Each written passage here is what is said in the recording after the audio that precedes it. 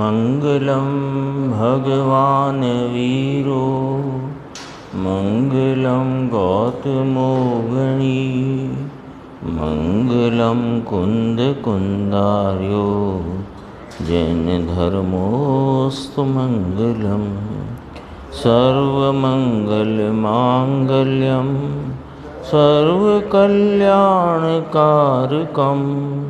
प्रधानम सर्वधर्माणां जैनम जयतु शासनम। नमः समय साराय स्वानुभूत्या चकासते चित्स्वभावाय भावाय सर्वभावांतरच्छिदे। वस्तु विज्ञान सार, और इसमें जो गुरुदेव श्री के व्याख्यान के आधार पर आलेख हैं उसमें अपना अज्ञानी के अभिप्राय में व्यवहार का सूक्ष्म पक्ष और उसके अभाव का उपाय, इस पर अपनी स्वाध्याय चल रही है और लगभग अंतिम बिंदु पर है। पेज नंबर है 103 हिंदी वाली पुस्तक में। यहाँ कहते हैं कि सर्वज्ञ भगवान के कथन की ओर जो झुकाव है वह भी व्यवहार की ओर का झुकाव है। वीतराग शासन में कथित जीवादि 9 तत्वों की विकल्प से जो श्रद्धा है वह भी पुण्य का कारण है, क्योंकि उसमें भेद का और पर का लक्ष्य है और पर लक्ष्य धर्म का कारण नहीं है ना। जिस जीव के निमित्त तो अविरुद्ध है, किंतु निमित्त की ओर से हटकर अभी स्वभाव की ओर नहीं झुका है, उसे भी निश्चय सम्यक दर्शन नहीं है। यहाँ तक अपनी कल चर्चा आई थी। निमित्त तो अविरुद्ध है, यानी विरुद्ध निमित्तों में उसकी प्रवृत्ति नहीं है। कुदेव कुगुरु कुशास्त्र में उसकी प्रवृत्ति नहीं है। सच्चे देव गुरु शास्त्र में उसकी प्रवृत्ति है, उनका उसको संयोग है, समागम है, तथापि उसकी अभी निमित्त की तरफ का झुकाव है। तो ये व्यवहार की ओर का झुकाव है, वह अभी स्वभाव की ओर नहीं झुका है। आगे इसी को कहते हैं कि आचारांग आदि इत्यादि सच्चे शास्त्र जीव अजीवादिक 9 तत्वों का स्वरूप और एकेंद्रिय आदि 6 जीव निकायों का प्रतिपादन वीतराग जिन शासन के अतिरिक्त अन्य किसी में तो है ही नहीं। यानी ये जो बात कही जीव अजीवादि जो 9 तत्व की बात है, 6 जीव निकाय एकेंद्रिय आदि की जो चर्चा है, जो स्वरूप है, वो वीतरागी जैन शासन के अलावा तो कहीं है ही नहीं। हाँ, कौन जल को कौन मानता है? जल को कोई देवता मानता है, कोई सूर्य को देवता मानता है, ऐसी मिथ्या भ्रांतियाँ हैं। अग्निदेव, लेकिन ये सब एकेंद्रीय जीव आदि हैं और एकेंद्रीय से लेके 6 जीव निकाय कहे ना इसमें, तो ये सब चर्चा वीतरागी जैन शासन में ही स्वरूप इसका बताया है।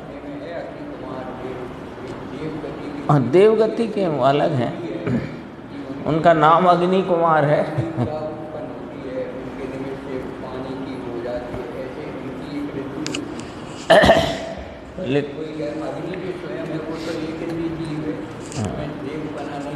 अग्नि काय है ना, अग्नि तो पुद्गल है, जल पुद्गल है, पृथ्वी पुद्गल है, और वहाँ रहा हुआ जीव पृथ्वी कायक, जल कायक, अग्नि कायक, ऐसे। तो ये चर्चा, ये विस्तार, ये स्वरूप जिन शासन के अतिरिक्त कहीं नहीं है। तो उसमें कहते हैं कि परंतु वीतरागी जिन शासन में कहे अनुसार शास्त्रों का ज्ञान करे, यानी शास्त्रों के आधार से जीव अजीव आश्रव आदि 9 तत्वों का बराबर स्वरूप जाने भेद रूपता से, 6 जीव निकायों का स्वरूप जाने, जीवादिक 9 तत्वों की श्रद्धा करे और 6 जीव निकायों को मानकर उनकी दया करे तो वह भी पुण्य का कारण है और उसे व्यवहार, दर्शन, ज्ञान, चारित्र कहा जाता है। कब कहा जाता है? कि जिसको निश्चय, सम्यक दर्शन, ज्ञान, चारित्र हुआ हो तो कहा जाता है। फिर भी वे जो विषय हैं वे व्यवहार के विषय हैं। तो कहा किंतु परमार्थ दृष्टि उसे दर्शन, ज्ञान, चारित्र के रूप में स्वीकार नहीं करती, क्योंकि जिन शासन के व्यवहार तक आया इतने मात्र से धर्म नहीं है। यदि निश्चय आत्म स्वभाव की ओर ढलकर उस व्यवहार का निषेध करे तो धर्म है। देखो कितना स्पष्ट है व्याख्यान। व्याख्यान कितना स्पष्ट है कि जिन शासन का व्यवहार, जो वीतरागी जिन शासन में, जिन वाणी में निरूपित है, प्रतिपादित है, जहाँ जीव, अजीव, आश्रम, संवर, निर्जरा, बंध, मोक्ष आदि पुण्य पाप ऐसे करके 9 तत्व, 6 जीव निकाय का स्वरूप बताया, उस स्वरूप को वैसा ही अंगीकार करे और जीवादिक के प्रति दया का भाव रखे तो पुण्य बंध तक। और इसे व्यवहार, सम्यक दर्शन, ज्ञान, चारित्र, उपचार से कहा, व्यवहार को व्यवहार से कहा। और इतने व्यवहार तक भी आया, किंतु इतने मात्र में धर्म नहीं है। अब पॉइंट यहाँ से पकड़ना, इतने मात्र तक धर्म नहीं है। यदि निश्चय आत्म स्वभाव की तरफ ढलकर उस व्यवहार का निषेध करे तो धर्म है। देखो क्या कहना चाहते हैं आप। कह रहे हो निषेध करे, एक जगह कहते हो चरणान योग में कि आत्माराधक श्रावक इस प्रकार का व्यवहार होता है, आत्माराधक मुनिराजों को इस प्रकार का व्यवहार होता है, अविरति सम्यक दृष्टि को भी दया दान, वो दान पूजा आदि का व्यवहार होता है, ऐसा आप कहो और फिर उसका निषेध करो। ये क्या कहना चाहते हो कि दृष्टि में उसका निषेध जब तक नहीं आएगा तब तक सम्यक दृष्टि नहीं हो सकता। दृष्टि में यदि उसमें उपादेयता है तो वो व्यवहार का पक्ष है, और व्यवहार का पक्ष होने पर निश्चय का पक्ष अंतरंग में उत्पन्न ही नहीं होता, और निश्चय का विषय भूत जो भूतार्थ सत साहिब वो दृष्टि गोचर नहीं होता, अनुभव गोचर नहीं होता। तो हाँ, दृष्टि में तो ये जितना व्यवहार चरणान योग में कहा, दृष्टि में उसका निषेध चाहिए कि ये आलंबने के योग्य नहीं, और ये होता हुआ व्यवहार वास्तव में बाधक भाव है, जिसे उपचार से साधक कहा गया है। उपचार से साधक कहा ना, व्यवहार साधन निश्चय साध्य, जयसेन स्वामी की टीका पंचास्ती का ग्रंथ, तो उसमें तो साधक कहा कि साथ में होने से उस पर उपचार करके उसे साधक उपचार से, व्यवहार से कहा गया है। दृष्टि में तो चाहिए निषेध। अपन क्या कर रहे हैं कि प्रवृत्ति में भले निषेध हो, दृष्टि में उपादेय कर रहे हैं। और ज्ञानियों का क्या है कि प्रवृत्ति में भले दिखाई दे पर दृष्टि में निषेध है। आया ना पॉइंट पकड़ में। हम लोग उसे प्रवृत्ति में नहीं रहे ऐसा विचार करके उसे निषेध करना चाहते हैं। देखो प्रवृत्ति में रहेगा कि नहीं रहेगा, वो तो जो परिणाम जिस समय आना है वो परिणाम उस समय आता है। लेकिन हमको लगता है कि देखो निषेध कराया है ना, तो प्रवृत्ति में से निषेध करना चाहते हैं। दरअसल में दृष्टि में से निषेध होता है और प्रवृत्ति में भी करना चाहिए, ये पॉइंट नहीं होता, ये भाव नहीं होता, ये अभिप्राय नहीं होता, लेकिन होता हुआ भाव है। तब उसे कहा होता हुआ दुष्ट अनिष्ट घातक है। होता हुआ शब्द लगाया वहाँ पांडे राजमल जी ने। उसमें पूछा था कि वर्जन के योग्य तो नहीं है ना, तो कब वर्जन के योग्य है लेकिन वह होता हुआ है। यदि निश्चय आत्म स्वभाव की ओर ढलकर उस व्यवहार का निषेध करे तो धर्म है। इस प्रकार निश्चय नए व्यवहार का निषेध करता है। इस प्रकार यहाँ यह बताया है कि अज्ञानी को व्यवहार की सूक्ष्म पकड़ कहाँ रह जाती है। यानी ये समझो कि वास्तविक रीति से अपने स्वरूप की प्राप्ति का जिज्ञासु है, धगस है और अपने स्वरूप को प्राप्ति के लिए प्रयत्नशील भी है, लेकिन फिर भी कहाँ इसकी गाड़ी अटक जाती है, कहाँ इसको व्यवहार की पकड़ रह जाती है, तथा निश्चय नय का आश्रय कैसे होता है ये बताया गया यहाँ पर। अर्थात मिथ्या दृष्टि जीवों को मिथ्यात्व क्यों रह जाता है तथा सम्यक दर्शन कैसे प्रकट होता है यह बतलाया है। दोनों बातें आई कि नहीं आई? हेडिंग में क्या था? अज्ञानी के अभिप्राय में व्यवहार नय का सूक्ष्म पक्ष और उसके अभाव का उपाय। तो सम्यक दर्शन कैसे होता है ये भी बताया और सम्यक दर्शन क्यों नहीं हो रहा है ये भी बताया। ये इसको पढ़ो ना, मिथ्या दृष्टि जीवों को मिथ्यात्व क्यों रह जाता है, इसको ऐसे पढ़ो, मिथ्या दृष्टि जीवों को सम्यक क्यों प्रकट नहीं हुआ या हो रहा ये भी बताया, और कैसे प्रकट हो जाता है ये भी बताया। इस विषय से संबंधित कथन मोक्ष मार्ग प्रकाशक में भी आता है। वह इस प्रकार है कि सत्य को जानता है तथापि उसके द्वारा अपना अयथार्थ प्रयोजन ही सिद्ध करता है। देखो इसकी मूढ़ता,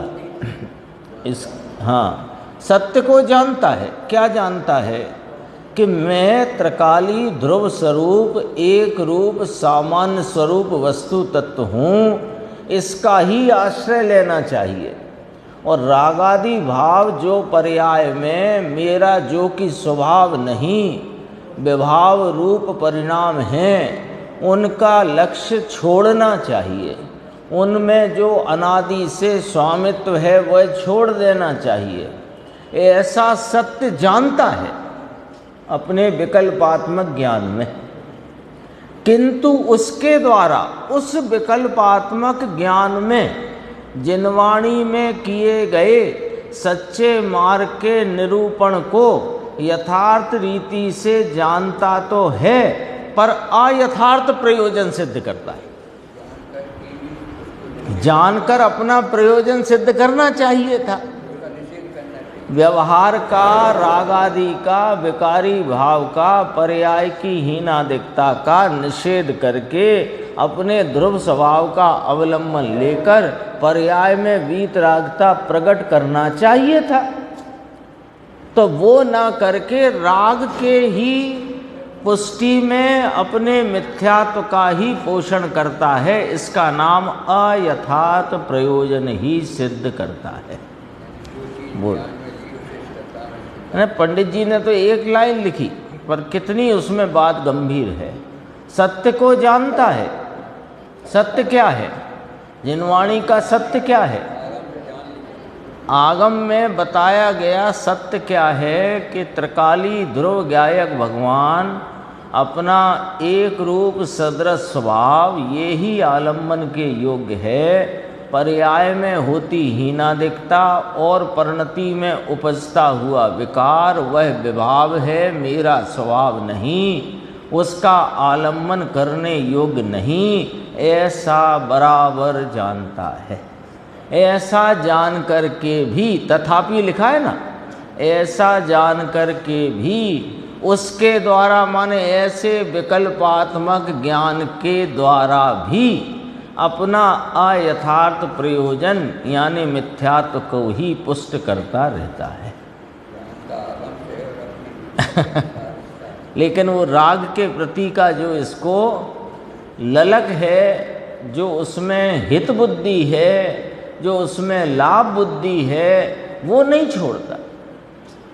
बोलता है कि राग विभाव रूप भाव है, आलम्बन के योग्य नहीं। अरे यहाँ तक बोले कि एक पंचम परम पारनामिक भाव ही आश्रयभूत है, चार भाव बे पर भाव होने से पर द्रव्य है। नियम सार में आया ना, हाँ, ज्ञान में लेता है। इति पर भावम पर द्रव्यम हेयम, नियम सार में आया ऐसा, बराबर इसने ख्याल में ले लिया, लेकिन वो आलंबन पर्याय का ही है और राग का ही है। इससे क्या हुआ कि जो यथार्थ प्रयोजन इस ज्ञान में सिद्ध होना चाहिए था वो नहीं हुआ, इसलिए वह सम्यक ज्ञान नहीं कहलाता। सम्यक ज्ञान नाम नहीं है उसका। उस दिन भाई साहब चर्चा करते थे, सम्यक सन्मुख मिथ्या दृष्टि काय में रखना, मिथ्या दृष्टि में रखना।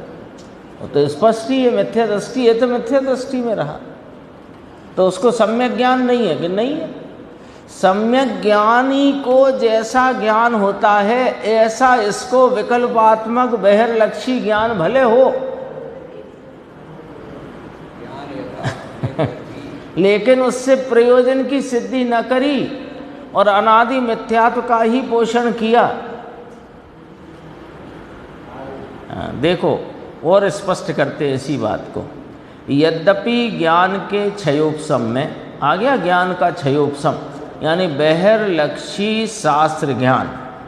यद्यपि ज्ञान के क्षयोपशम में निश्चय व्यवहार दोनों का ख्याल होता है, इसको ये बराबर ख्याल में ले लिया है कि निश्चय का विषयभूत भाव क्या है, व्यवहार के विषयभूत भाव कौन से हैं, बराबर ख्याल में लिया है। तथापि ऐसा ख्याल में ले लेने पर भी अपने बल को, अपना वीर्य, अपनी रुचि, अपनी महिमा निश्चय की तरफ ढालना चाहिए, उसकी जगह व्यवहार की ओर ढालता है। कितनी बारीकी से यहाँ पर इस बात को अपने को बताया गया है कि भाई तुम कहाँ जा कर के अटक जाते हो। बराबर ख्याल में है कि निश्चय का विषय क्या है, व्यवहार का विषय क्या है। अभेद सो निश्चय, भेद सो व्यवहार, स्वाश्रय सो निश्चय, पराश्रय सो व्यवहार, सब बराबर ख्याल में ले लिया है। नहीं लिया है क्या? फिर क्या हो गया कि जो महिमा वास्तव में निश्चय के विषयभूत भूतार्थ सत साहिब अपने अभेद अखंड स्वभाव की आना चाहिए, उसकी महिमा से ज़्यादा महिमा इसको यदि उसके प्रति के, अरे स्वभाव के प्रति के राग की महिमा भी स्वभाव की अमहिमा है। स्वभाव के प्रति का राग, उस राग की महिमा वो स्वभाव की अमहिमा है। स्वभाव की रुचि और स्वभाव के प्रति राग की रुचि में 36 का अंक है, दोनों की दिशा भेद है। और दोनों की दिशा में कितना फर्क है कि शुद्धात्म स्वरूप के प्रति का राग संसार को में ले जाने वाला है और शुद्धात्मा की रुचि तुझे संसार से पार कराने वाली है। यहाँ तक की बात है।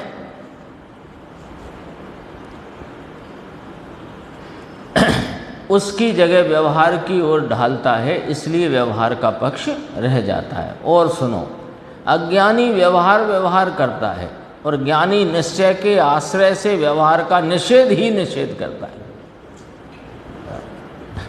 एक एक लाइन में वजन है, कीमत है। अज्ञानी कहाँ व्यवहार कहता है, वो तो ज्ञायक करता है। जो समझा हुआ है ना, यहाँ तो किसकी बात चलती है, ज्ञान के क्षयोपशम में निश्चय व्यवहार दोनों को ख्याल में लिया। वो कब व्यवहार करता है, हम बताते हैं कैसे करता है।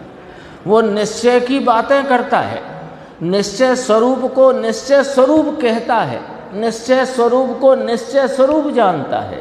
निश्चय का विषय भूत अखंड है, अभेद है, एक रूप है, सदृश है, सामान्य स्वरूप है, टंकोद कीर्ण विज्ञान घन स्वभाव वाला है, ऐसा जानता है, बोलता है, बताता है, समझता है।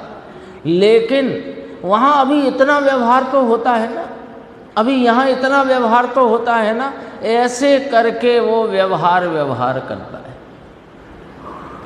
और ज्ञानी उस अपने अखंड अभेद सामान्य सदृश एक रूप टंकोत्कीर्ण विज्ञान घन स्वभाव के आश्रय से जो व्यवहार हो रहा है उसका निषेध करता है।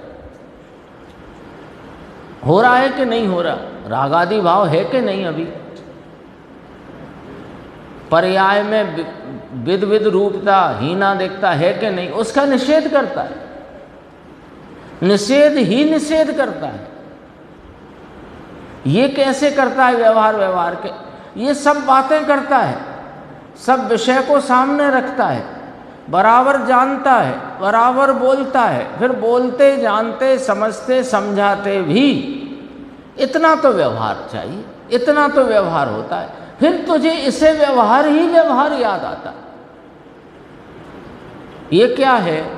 ये आत्मा के सामने राग की रुचि का अधिकपना है, राग की रुचि में ज़्यादा वजन देना है। तो यहाँ तो बिल्कुल ऐसा है, एक दिन अपन ने कांटे से समझाया था, दो पलड़े हैं, एक निश्चय के विषय का और एक व्यवहार के विषय का।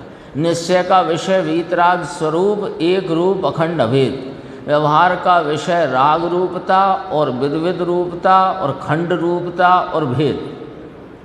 अब इसमें से जब ये पलड़ा निश्चय के विषय का भारी होगा तब ही इसको उसका आश्रय होगा, क्योंकि वीर का बल तब ही इसका कार्यकारी होगा, जिसमें कार्य की सिद्धि हो, अन्यथा ये अयथार्थ प्रयोजन सिद्ध करता है। पंडित टोडरमल जी ने कहा। थोड़ा सा और देखो एक पैराग्राफ। हाँ, शास्त्र को शस्त्र बना लिया। गुरुदेव ने कहा 6 डाला के प्रवचन में, जब कुदेव कुगुरु को शास्त्र की चर्चा करी तो वहाँ कहा सच्चे शास्त्र में भी यदि ये राग का पोषण करता है तो ये शास्त्र को कुशास्त्र कर, तो उसमें ऐसा शब्द लिया, एना माटे शास्त्र कुशास्त्र थई पड़े। सच्चे शास्त्र, सर्वज्ञ की परंपरा में आए हुए शास्त्र, क्योंकि उसमें तो वीतरागता का पोषण है और इसने अपनी मिथ्या बुद्धि से राग का पोषण किया। श्री प्रवचन सार जी में कहा है कि जिसे ऐसा आगम ज्ञान हो गया है, देखो एकदम लास्ट पॉइंट है ये, यहाँ तक समझ लिया है तो वजन कहाँ जाना चाहिए ये अपने को पता लग गया है। और अभी भी नहीं समझा है तो इस पैराग्राफ में से बात को पकड़ लेना कि वजन कहाँ जाना चाहिए, वजन कहाँ जा रहा है, महिमा किसकी होना चाहिए, महिमा में क्या हो रहा है, ये यहाँ से पकड़ना। अब क्योंकि अब कितनी चर्चा चलेगी, आखिर इसका भी अंत आएगा ना। देखो श्री प्रवचन सार जी में कहा है कि जिसे ऐसा आगम ज्ञान हो गया है कि जिसके द्वारा समस्त पदार्थों को हस्त कमलकवत जानता है, हाथ में रखे आंवले के समान। हस्तक मलकवत यानी हस्तक अमलकवत, आंवले के समान है, हाथ में रखे आंवले के समान। क्या जान गया है? आगम में बताया गया 6 द्रव्य 7 तत्व का जैसा स्वरूप है वैसा ही हाथ में रखे आंवले के समान जान गया है, बराबर। और यह भी जानता है कि इसका जानने वाला मैं हूँ, परंतु मैं ज्ञान स्वरूप हूँ।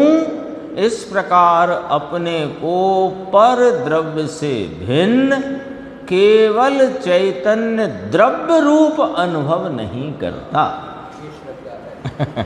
ये श्रद्धा का भाव ये चाहिए। मैं ही जानता हूँ, मैं जानन हारा हूँ जाननार छू करनार नहीं। बोले आगम का देखो, इससे ज़्यादा क्या कहें, इसमें सब समा गया। जिसे ऐसा आगम ज्ञान हो गया कि उस आगम ज्ञान के द्वारा समस्त पदार्थों को, तो समस्त पदार्थों में कौन कौन आ गया? 6 द्रव्य 7 तत्व आ गए। तो 6 द्रव्य 7 तत्व उनको हाथ में रखे आंवले के समान जानता है, और यह भी जानता है कि इसका जानने वाला मैं हूँ, ये मैं ही जाननहारा हूँ, परंतु मैं ज्ञान स्वरूप हूँ। इस प्रकार अपने को पर द्रव्य से भिन्न केवल चैतन्य द्रव्य रूप अनुभव नहीं करता, अर्थात स्वयं पर को जानता हुआ भी अपने निश्चय स्वभाव की ओर नहीं झुकता, किंतु व्यवहार की पकड़ में अटक जाता है, रुक जाता है। व्यवहार की पकड़ में कैसी होती व्यवहार की पकड़ इसको?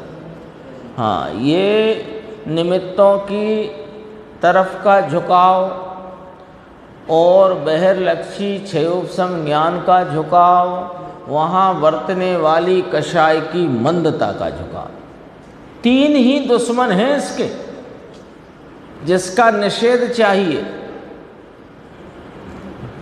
क्योंकि ये इन तीनों से न्यारा अपने आत्म स्वरूप रूप, अपनी स्वय सत्ता स्वरूप, अपने अखंड अभेद सामान्य सदरस भाव रूपता वाला पदार्थ है, तो इसकी तरफ झुके तो इन 3 का निषेध होता है। किस किस का? उधर से चलेंगे बाहर से, निमित्त का, राग का और एक समय की पर्याय का। तो ये जो एक समय की पर्याय, पर्याय में वर्तता राग और राग आदि के निमित्त, ये इनका निषेध चाहिए, और ये इनकी रुचि में रुक जाता है, अटक जाता है, इसलिए इसका आगम ज्ञान कार्यकारी नहीं है। कार्यकारी ना हुआ।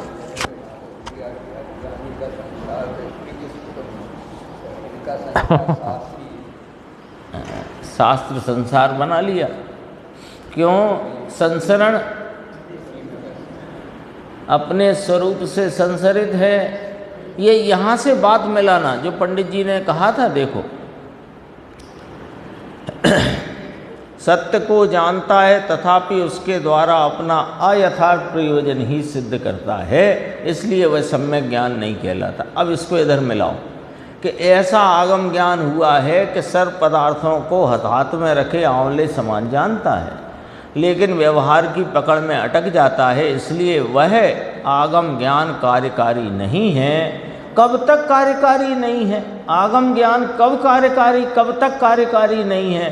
कि जब तक वह निश्चय के विषयभूत अपने भूतार्थ सत साहिब का आश्रय नहीं लेता, तब तक ये सारा जानपना इसका कार्यकारी नहीं है। ये इसके मिथ्यात्व का अंश मात्र भी नाश करने में समर्थ नहीं है। अब वो फिर वो 4 प्रकार कहे, वो तो तुम्हारी भूल दिखाने को कहे। सच्चाई तो ये है जो पंडित जी ने 4 प्रकार कहे ना 7वें अधिकार में, व्यवहारावासी, निश्चयावासी, उभयावासी, सम्यक सन्मुख मिथ्या, वो भी उन्होंने कोई मिथ्या दृष्टि के वहाँ पर कैटेगराइजेशन नहीं करा कि जे वाला अच्छा और जे वाला खराब। वहाँ भी हमारी भूल दिखाने के लिए ही ये 4 प्रकार खड़े किए कि तुम अपने को देखो कि तुम कहाँ भूले पड़े हो, इसलिए किए। अपने को लगे कि नहीं चौथा वाला सही है, चौथा वाला भी वही है, क्योंकि यहाँ तक ले लिया ना इसमें प्रवचन सार के आधार से। ऐसा आगम ज्ञान हो गया है कि जिसके द्वारा समस्त पदार्थों को हाथ में रखे आंवले समान जानता है, लेकिन उससे पर द्रव्य से भिन्न केवल चैतन्य द्रव्य रूप अनुभव नहीं करता। देखो नीचे, और क्या, उसमें जो जैन हैं, जिन आज्ञा को मानते हैं, सब में लगाओ। बाहर से कहीं से आए नहीं, अलग प्रकार के हैं नहीं, वो तो कहाँ आकर के बात करी, उसमें हेडिंग है पहले, जो जैन हैं और जिन आज्ञा को मानते हैं, उनकी बात करिए। फिर कहाँ लटक जाते हैं, कहाँ अटक जाते हैं। तो चार भेद करके अपनी भूल दिखाने का वहाँ पर एक प्रयास किया गया। हाँ, वहाँ तक पहुँच करके अपने को मानता, बल्कि वो तो और कषाय की मंदता में संतुष्ट हो करके बैठ जाता है। खतरनाक है। नीचे बॉक्स है, देखो, बहुत अच्छा है। अतीन्द्रिय आनंद की मौज में मुनिराज। मुनिराज क्या करते हैं कि मौज करते हैं। मुनिराज क्या करते हैं? मौज करते हैं। किसकी मौज करते हैं? कि अतीन्द्रिय आनंद की मौज करते हैं। कैसे करते हैं? देखो, मुनिराज तो भीतर अतीन्द्रिय आनंद में मौज करते हैं। वे कर्म प्रक्रम शब्द प्रवचन सार में आचार्य भगवान ने लिया। कर्म प्रक्रम का अर्थ है कि कर्म नाम कार्य और प्रक्रम माने उसका बोझा उठाना, कार्य की जिम्मेदारी लेना, बोझा उठाना, इसका नाम कर्म प्रक्रम।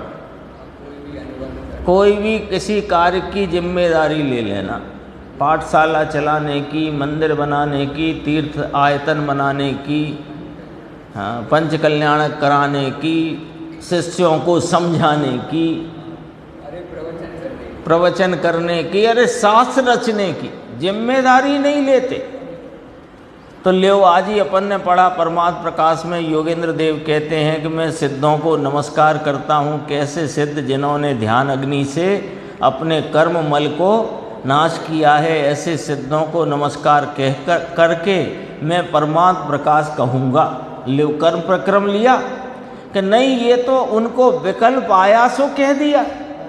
अब परमार्थ प्रकाश पूरा होगा तो होगा, नहीं होगा तो नहीं होगा। वो तो भाग्य हमारा कि हो गया। बोझे का काम नहीं है।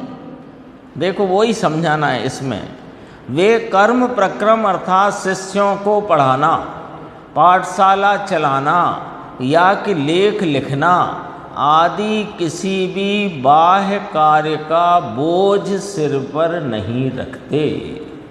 भगवान के समव शरण में जाकर वाणी सुनना, धर्मोपदेश देने, व्रतादि पालने या श्रुत चिंतन का विकल्प आता है, परंतु दृष्टि के आश्रय भूत शुद्ध चैतन्य विज्ञान घन के रसास्वादन के समक्ष वह सब बोझ रूप लगता है। बोलो साहब।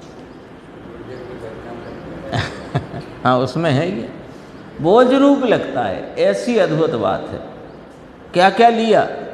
देखो, उनको दो बातें इस बॉक्स में समझाई गई कि एक तो बोझा नहीं लेते, ये वाली बात बताई, और दूसरी चार पंक्ति में बताई कि जो परिणाम भूमिका प्रमाण में आ जाते हैं वे उन्हें बोझ लगते हैं। दो बातें बताई, एक तो बोझा नहीं लेते और एक जो परिणाम उनकी भूमिका प्रमाण में छठवें गुणस्थान की भूमिका में आ जाते हैं वे उन्हें बोझ रूप लगते हैं। देखो दोबारा से,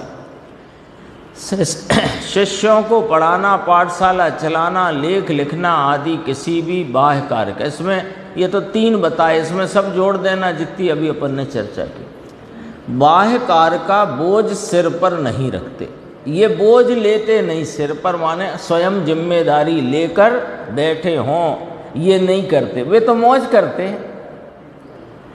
ठीक है। अब अगली बात, भगवान के समूह शरण में जाकर वाणी सुनने का परिणाम आता है, धर्म उपदेश देने का परिणाम आता है, व्रतादि के पालन यानी व्रतादि संबंधी विकल्प भी आता है, या श्रुत चिंतन का विकल्प आता है। देखो कहाँ तक ले गए, समूह शरण में वाणी सुनने का और स्वयं उस धर्मोपदेश देने का। धीरे धीरे देखना, पहले कहा समूह शरण में जा, स्थूल से सूक्ष्म विकल्प तक गई ये बात, चार बिंदुओं से। समूह शरण में जाकर वाणी सुनने का, फिर धर्मोपदेश देने का, फिर व्रतादि के पालने का या श्रुत चिंतन का विकल्प आता है, होता है, परंतु दृष्टि के आश्रयभूत शुद्ध चैतन्य विज्ञान घन के रसास्वादन के सामने वह सब बोझ रूप लगता है। ये एक तो बाहर का बोझा लेते नहीं, और परिणाम जो भूमिका प्रमाण आते हैं वे बोझ रूप लगते हैं। तो करते क्या हो प्रभु, हम तो अतीन्द्रिय आनंद में मौज करते हैं। ऐसी अद्भुत बात है। ये वचनामृत प्रवचन है जो गुरुदेव के उसमें लिया है। ये वैनश्री के वचनामृत में जो प्रवचन गुरुदेव के, अमृत प्रवचन भी है एक पुस्तक और वचनामृत प्रवचन भी है, उसमें आया है ये। अब अपना अगला प्रकरण है, देखो वस्तु के 6वां नंबर का प्रकरण, वस्तु के सामान्य विशेष रूप अंशों की स्वाधीनता। वस्तु कैसी है कि सामान्य विशेषात्मक है। तो सामान्य विशेषात्मक वस्तु के 2 अंश हुए। कैसे कि सामान्य नाम एक रूप अभेद रहने वाला जो ध्रुव स्वभाव ज्ञान, उसका अभी यहाँ ज्ञान और पे घटाएंगे। तो सामान्य अपना जो एक रूप रहने वाला स्वभाव वो सामान्य, और उस स्वभाव की व्यक्तता रूप उसका विशेष है ना, उत्पाद व ध्रुव युक्तम सत। तो ये अंश हैं। ये चर्चा अपनी एक हफ्ते पहले लगभग आ चुकी है कि उत्पाद व ध्रुव में ध्रुव को अंश कहा, पर्याय अंश कहा, और जो त्रिकाली ध्रुव है उन दोनों में कोई अंतर है क्या, कि नहीं, कोई उनमें अंतर नहीं है। उसको भेद रूपता से देखने पर वो पर्याय रूपता से देखा जाता है, तो उसमें ध्रुव को अंश कहा गया है। और अभेद पने देखो तो वह अंशी है। उत्पाद व ध्रुव युक्तम सत, ये तो भेद से देखा ना, तो भेद से देखने पर वह अंश है, और वही वस्तु अभेद रूपता से देखने पर अंशी है। ये चर्चा आ गई ना। अब इसको यहाँ मिलाना है अपने को कि वस्तु के सामान्य विशेष रूप अंश। तो सामान्य जो है वो तो है एक रूप रहने वाला स्वभाव, और विशेष है उस स्वभाव की व्यक्तता रूप पर्याय। तो वो सामान्य का ही विशेष है। तो सामान्य और विशेष 2 को अपन भेद करके देखते हैं। एक वस्तु में सामान्यपना और विशेषपना ऐसे भेद करके देखते हैं तो वे अंश कहलाते हैं, और एक सामान्य अकेले को देखो तो अंशी कहलाता है। ये पॉइंट यहाँ याद रखना। तो कहते हैं यहाँ क्या समझाना है, यहाँ यह समझाना है कि जो मैं ज्ञान स्वरूपी आत्मा हूँ, मैं ज्ञायक परमात्मा हूँ, परमात्मा तत्व हूँ, ज्ञायक भगवान आत्मा हूँ। तो ये ज्ञायक जो मेरा सामान्य स्वभाव है उसमें उसका कार्य क्या कि जानना। तो जानना रूप जो परिणमन है वह इस सामान्य का विशेष है। ये जरा दिशा पकड़ना इस पूरी चर्चा की कि जो मैं कौन हूँ कि हूँ जाननार छूँ करनार नथी। तो मैं जानने वाला हूँ।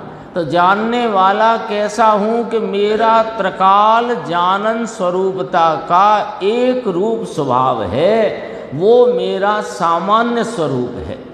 और उस सामान्य स्वरूप से मैं प्रति समय जानने रूपता से परिणमित हो रहा हूँ। तो परिणमन में जो जानने का भाव चल रहा है, ये मुझ सामान्य का ही विशेष है।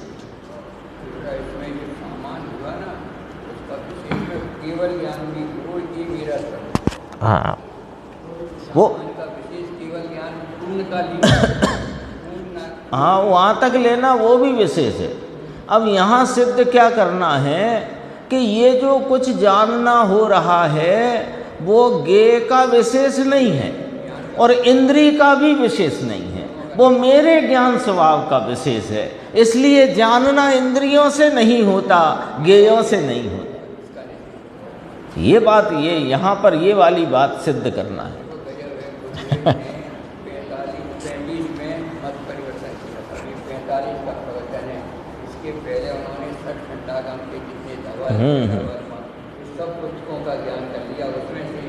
और ये जो है ये जय धवल की चर्चा में से पूरा, ये जय धवल का जो गुरुदेव ने चर्चा स्वभाव में की, उसमें से ये वाली बात है। हाँ, जय धवल की व्याख्या में से लिया है ये पूरा। 10 साल के भीतर उन्होंने कितने आगे कहते हैं गुरुदेव, तो हम तो 16 वर्ष की 15-16 वर्ष की उम्र से एक ही काम किया है, हजारों शास्त्र पढ़ लिए। तो उन्हें दिगंबर में आने के बाद हाँ, ये मिला तो ऐसे पढ़ा, जो पहले वो पढ़ते रहे, अनेकों पढ़ते ही रहे, है ना। जरा वो दुकान में ऐसे, अब तो दुकान ऐसी खुली बनने लगी ना, पहले 1 खन 2 खन 3 खन ऐसे कमरे कमरे कमरे होते थे। तो उनका जो भागीदार थे, उनके फूआ के लड़के, वो यदि मान लो गल्ले पे आके बैठ गए तो ये अपने अंदर वाले में चले जाते थे। और जब यदि वो गए हैं कहीं भोजन आदि करने किसी काम से, तो ये बाहर बैठते थे, नहीं तो अंदर जाके बैठे पढ़ना बस। देखो कितनी गंभीर बात इसमें से निकाली है जय धवल में से। देखो, वस्तु सामान्य विशेष स्वरूप है। जैसे वस्तु का सामान्य अंश स्वयं से है, पर से नहीं। ले उस सिद्धांत का प्रतिपादन 2 लाइन में, इस सिद्धांत को पकड़ के चलना है अपने को। सामान्य वस्तु का सामान्य अंश और वस्तु का विशेष अंश, इस पे अपन चर्चा कर चुके। वस्तु का सामान्य अंश, वस्तु का विशेष अंश। तो वस्तु का सामान्य अंश स्वयं से है, पर से नहीं। यहाँ रुक जाओ। वस्तु है, मैं कौन हूँ कि मैं जीव पदार्थ हूँ, तो मेरे जीव पदार्थ का ज्ञानादि भाव जो है वो मेरा सामान्य स्वरूप है। ज्ञान, दर्शन, सुख, चारित्र, ये तो अपन भेद करके कहते हैं। तो अभी यहाँ ज्ञान की मुख्यता लेना।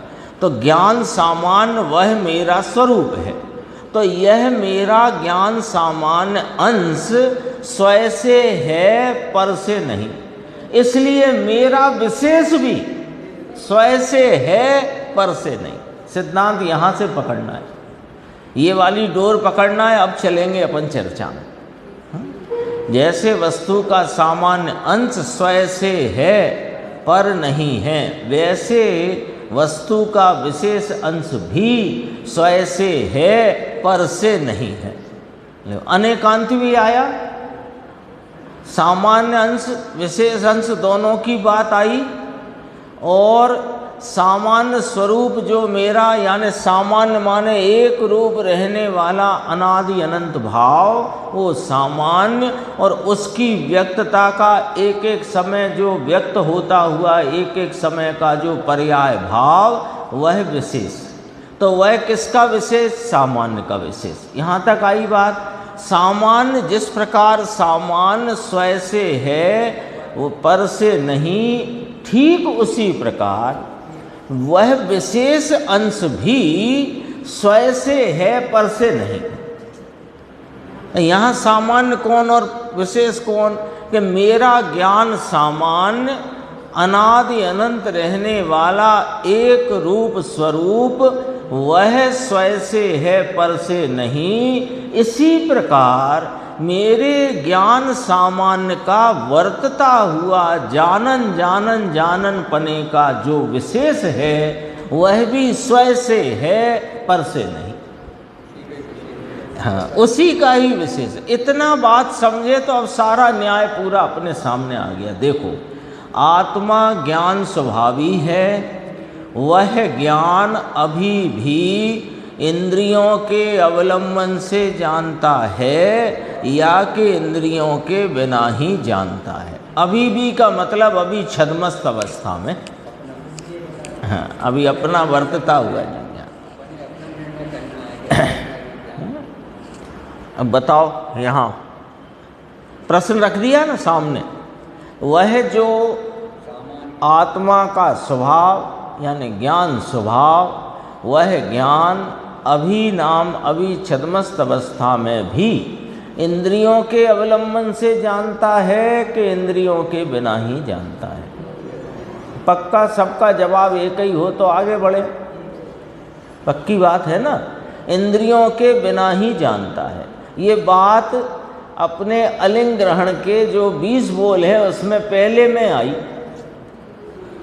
आत्मा इंद्रियों से जानता नहीं है। दूसरे में कहा इंद्रियों द्वारा जाना नहीं जाता। पहले बोल में कहा इंद्रियों से जानता नहीं। ये बात यहाँ आ गई। देखो अब आगे बढ़ते हैं, कैसे समझाते हैं। यदि वर्तमान ज्ञान इंद्रियों से होता है तो सामान्य ज्ञान स्वभाव के वर्तमान विशेष का अभाव ठहरेगा। यदि वर्तमान ज्ञान कौन है? वर्तता हुआ वर्तमान ज्ञान वह मुझ ज्ञान सामान्य का ही विशेष है। तो यदि वो विशेष, वो प्रवर्तमान वर्तमान ज्ञान का विशेष यदि इंद्रियों से हुआ है तो फिर मेरे सामान्य का विशेष कौन सा? और बिना विशेष का सामान्य कैसा? न्याय है कि नहीं? बोलो, गंभीर न्याय। यदि वर्तमान ज्ञान इंद्रियों से होता मानोगे तो हम पूछ रहे हैं कि सामान्य ज्ञान स्वभाव उसके तो फिर वर्तमान विशेष का अभाव ठहरेगा। हाँ, फिर और उसको स्पष्ट करते हैं। यदि ज्ञान इंद्रियों से जानता हो, ऐसा यदि मानो तो उस समय जो सामान्य ज्ञान है उसका विशेष कार्य क्या हुआ? यदि यह दिखते हुए अक्षर चक्षु इंद्रिय के द्वारा जाने गए तो फिर मेरे ज्ञान सामान्य के प्रवर्तमान विशेष का विशेष रूपी कार्य क्या हुआ? ये तो फिर चक्षु का कार्य हुआ। यहाँ लिखा है कि वस्तु के सामान्य विशेष रूप अंशों की स्वाधीनता, ये वाला अक्षर संबंधी जानना, ये यदि चक्षु से हुआ तो फिर मेरे ज्ञान सामान्य का विशेष कहाँ गया? क्या कार्य हुआ उसका? सामान्य बिना विशेष नहीं, विशेष बिना का सामान्य नहीं, सामान्य विशेष नहीं और विशेष सामान्य नहीं। ऐसे भंग पड़ते हैं इसकी व्याख्या में। देखो, आत्मा का ज्ञान इंद्रियों से नहीं किंतु सामान्य ज्ञान की विशेष अवस्था से जानता है। जानना कार्य है, जानना कार्य है। तो जानने का कार्य कहाँ होता है? कि अवस्था में होता है। अवस्था कौन है? कि विशेष है। वो विशेष किसका है? कि मुझ सामान्य का।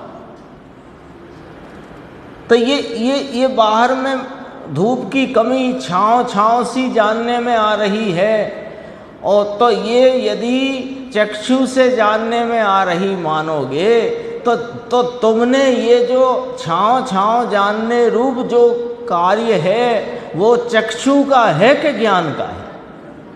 यदि चक्षु का है तो फिर ज्ञान का कार्य कौन सा है सो बता दो। न्याय से बात है। यदि वर्तमान में जीव विशेष ज्ञान से नहीं जानता हो और इंद्रिय से जानता हो तो बताओ फिर विशेष ज्ञान ने क्या किया? ज्ञान सामान्य का वर्तता विशेष, बिना विशेष का ज्ञान कब? तो नहीं तो फिर वो विशेष ने क्या किया? यदि ये जानने का काम आँख ने ही कर दिया, हवा में आज ठंडक है ये स्पर्शन इंद्रिय ने कर दिया ठंडक पने का जानना, तो फिर ज्ञान के विशेष का कार्य जो हुआ वो उसने क्या किया?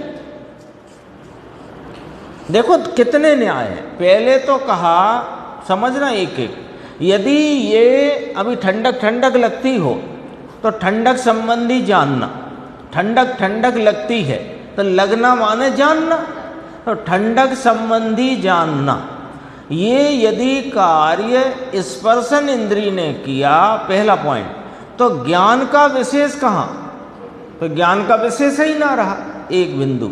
दूसरा बिंदु, यदि ये ठंडक संबंधी जानना जो इंद्रियों से हुआ, स्पर्शन इंद्रिय से हुआ, तो मेरे ज्ञान ने क्या कार्य किया? पहले तो कहा उसका विशेष कौन सा, कहा साहब उसका विशेष भी जानने रूप है। अच्छा, तो फिर जब इंद्रिय नहीं जान लिया, स्पर्शन इंद्रिय नहीं ठंडक ठंडक जान ली, तो फिर ज्ञान सामान्य का विशेष क्या हुआ, ये बता दो। फिर तीसरी बात, यदि ये ठंडक ठंडक का जानना स्पर्शन इंद्रिय ने किया, तो इसका जो विशेष हुआ इसने क्या किया, कौन सा कार्य किया? आत्मा इंद्रिय से जानने का कार्य करता ही नहीं है, निर्णय करो। ज्ञान स्वयमेव विशेष रूप होकर जानने का कार्य करता है। सामान्य ही अपने विशेष भाव में द्रवित होता हुआ, अपने ही स्वभाव की व्यक्तता में, स्वपर प्रकाशक स्वभाव की व्यक्तता से परिणमित द्रवित भाव पर्याय वो जानने का काम करती। हाँ, जड़ से ज्ञान आता है, तो फिर ज्ञान में से क्या आता है? ज्ञान स्वयमेव विशेष रूप होकर जानने का कार्य करता है। निम्न दशा में भी, यानी छद्मस्त की अवस्था में भी, जड़, इंद्रिय और ज्ञान एकत्रित होकर जानने का कार्य नहीं करते। कहीं तो में ऐसी कोई आशंका हो कि दोनों मिलकर करते हैं, क्योंकि हमने देखा है वे पहले तो अच्छा देखते थे, फिर जब से उनकी फूट गई तो अब नहीं देखते।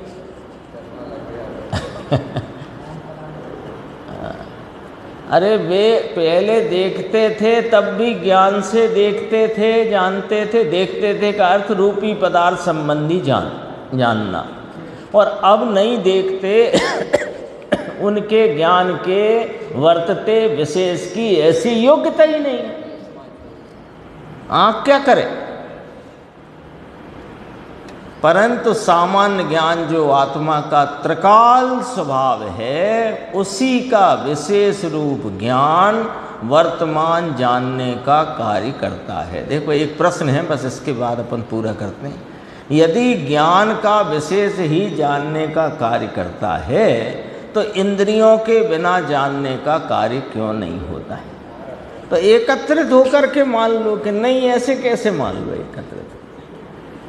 यदि ज्ञान का विशेष ही जानने का कार्य करता है, तो इंद्रियों के बिना जानने का कार्य नहीं करता। जो अपन ने अभी कहा, पहले आंखें थी तो जानते थे, अब नहीं जानते। उत्तर, जब ज्ञान की उस प्रकार की विशेषता की योग्यता नहीं होती, तब ज्ञान नहीं होता। और जब इंद्रियां होती हैं, तब भी ज्ञान जानने का कार्य तो अपने आप ही करता है। मोक्ष मार्ग प्रकाशक में कहा है कि निमित्त नैमित्तिक संबंध का ज्ञान करना चाहिए। इसका क्या मतलब? कि ये जो चक्षु इंद्रिय, कर्ण इंद्रिय, जो इंद्रिय संबंधी जो विषय और उसमें अनुकूल पड़ता हुआ जो इंद्रिय का परिणमन, वो उसमें निमित्त है, और ज्ञान उपादान है। उपादान अपनी स्वयोग्यता से स्वकाल में होता है, और उसमें उसकी हाजिरी है तो उस पर निमित्त पने का आरोप आता है। ये बात बराबर जाननी चाहिए। ये उसी का विवरण है। हाँ, कान का तो नहीं कहेंगे। इंद्रियों के होते हुए भी ज्ञान स्वतंत्र रूप से अपनी अवस्था से जानता है। यदि यह माना जाएगा कि ज्ञान इंद्रिय से जानता है, तो उसका अर्थ ये होगा कि ज्ञान का विशेष कुछ कार्य ही नहीं करता। और ऐसा होने पर बिना विशेष का सामान्य मानना पड़ेगा, तो सामान्य का ही अभाव ठहरेगा, तो सामान्य ज्ञान का ही अभाव हो जाएगा। इसलिए ये सिद्ध हुआ। हाँ, वो विशेष ने ही, वो विशेष सामान्य का ही है, वो विशेष सामान्य की सिद्धि करता है। और विशेष को यदि अन्य का विशेष माना तो फिर इसका सामान्य का ही अभाव हो जाएगा। इसलिए यह सिद्ध हुआ कि ज्ञान इंद्रियों से नहीं जानता। अल्प ज्ञान जब अपने द्वारा जानता है तब अनुकूल इंद्रियां उपस्थित रहती हैं, किंतु ज्ञान उनकी सहायता से नहीं जानता। इसका ही नाम निमित्त नैमित्तिक संबंध है। सहायता करे तो निमित्त कैसा, तो नाम उसका निमित्त नहीं हो सकता। किंतु यदि यह माना जाएगा कि ज्ञान इंद्रियों से जानता है तो वह मान्यता मिथ्या होगी, क्योंकि इस मान्यता में निमित्त और उपादान एक हो जाते हैं, और निमित्त और उपादान एक हो सकते नहीं। यदि निमित्त और उपादान एक हों तो फिर निमित्त को निमित्त नहीं कहते, उपादान कहते। शेष चर्चा आगे की बात।